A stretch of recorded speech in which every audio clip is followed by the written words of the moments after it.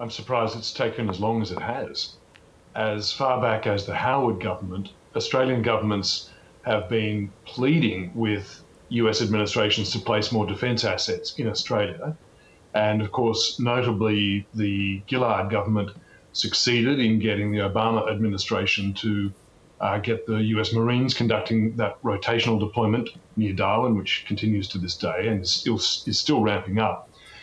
And in 2011, when they struck that deal, part of the deal was that that rotation was just the beginning, and it was supposed to lead to a whole suite of American armaments and forces moving gradually to Australia. And the B-52s is a part of that. It's long delayed.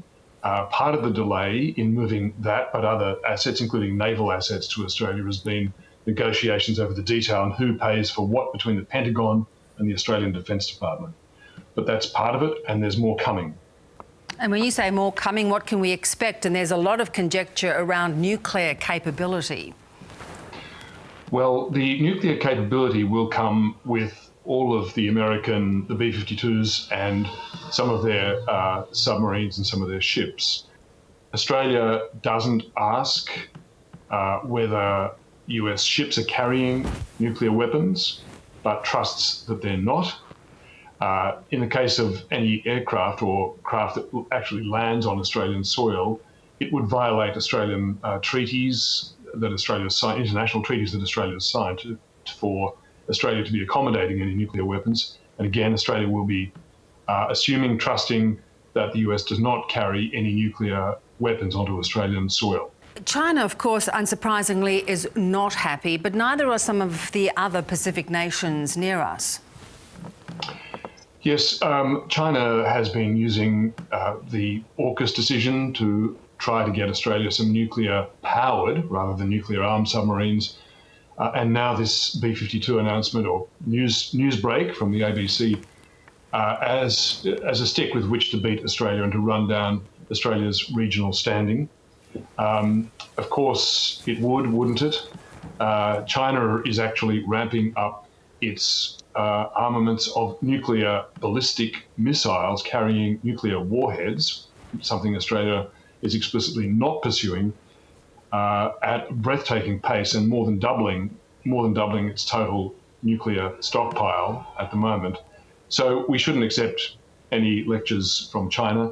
But you're right, in the Pacific, which has a no nuclear policy of the Pacific Island states, Australia has to work hard to reassure those states, and also Southeast Asia. Indonesia and Malaysia have expressed reservations and want reassurances about what Australia is doing with its with nuclear technology.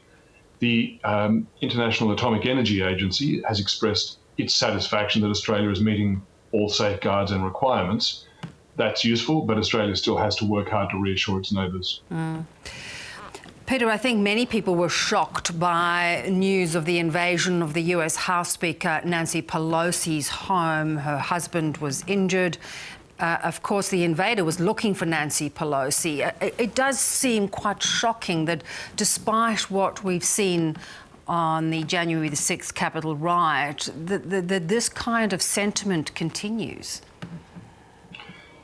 Yes, the January 6 riots and all of the soul-searching that have gone on in the US since did seem to be a moment for America to pause and reflect and maybe step back from the brink of this escalating and continuing attempt to violently disrupt politics and maybe even violently topple American democracy, which is what the January 6 insurrection was about.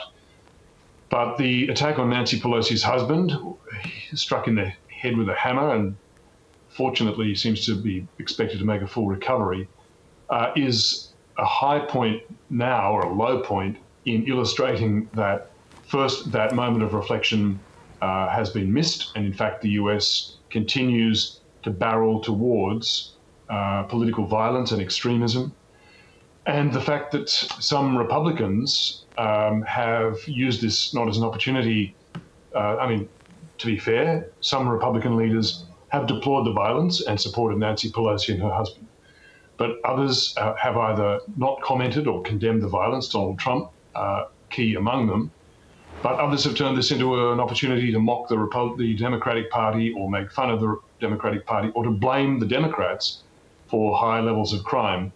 So the polarisation continues and the demonisation, one side of the other, each side against the other and both against each other, continues with the midterms due next week. This is looking like another spiking in hate speech and violence in the US. Yeah.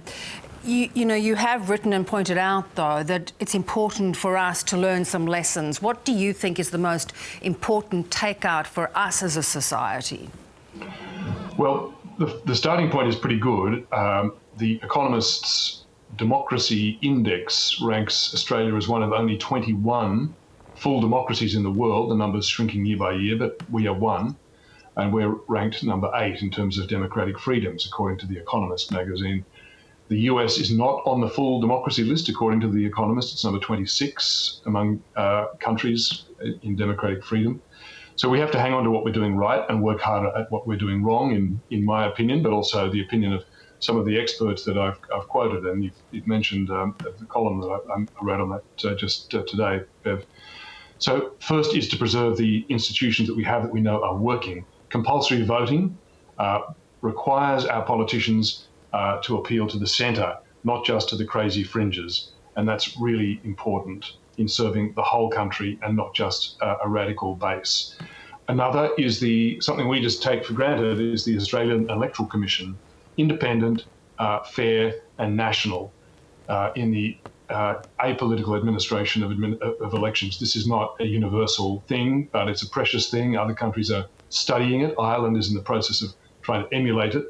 We need to hang on to that. But some of the stuff that we're not so good at, our problems with social media, which is an amplifier of hate speech and extremism, is just as bad as the Americans and other countries. Australian governments have made some attempt to civilise so-called social media, but it's simply not enough, and we need to work harder at that, or we'll simply end up where the Americans already are. One strength that Australia does have, I should add, is multiculturalism. Although we have some problems with racism, of course, and no country is perfect, Australia's multiculturalism is a huge success and much more successful than the US example, where identity politics, division and hatred have really taken over. And we need to realise that and to work on that and build that up. A good lesson indeed. Always good to have you on. Thanks so much. Pleasure, Bev.